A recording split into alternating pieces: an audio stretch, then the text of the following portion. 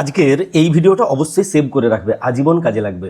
একদিন এক চাষি একটা কুয়োর ভেতরে 20-25টি ইঁদুরকে ফেলে দিল। তার কয়েকদিন পরে একটি শুয়োরকে নিয়ে এসে, মরা শুয়োর, ওই কুয়োতে ফেলে দিল। দেখতে দেখতে ইঁদুরগুলো ওই শুয়োরটাকে সাবাড় করে দিল। কিন্তু যখন তারা বাইরে বেরিয়ে আসতে চাইলো, দেখলো কুয়োটা ভীষণ গভীর, বাইরে বেরিয়ে আসা যাবে না। অথচ কুয়োর ভেতরে নতুন করে তারা আর অন্য কিছু খাবারও পাবে না।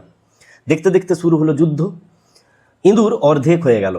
একটা ইঁদুর আরেকটা ইঁদুরকে খেতে শুরু করলো। এইভাবে চলতে চলতে শেষে দেখা গেল একটি ইঁদুর বেঁচে রয়েছে, যার চোখগুলি রক্তাক্ত লাল।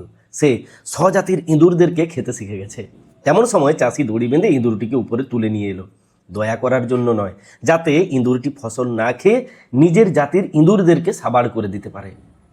ঘটনা তাই ঘটল। ইঁদুরকে খেতে ছেড়ে দেওয়ার সঙ্গে সঙ্গে সে ফসলের পরিবর্তে ইঁদুর খেতে শুরু করলো।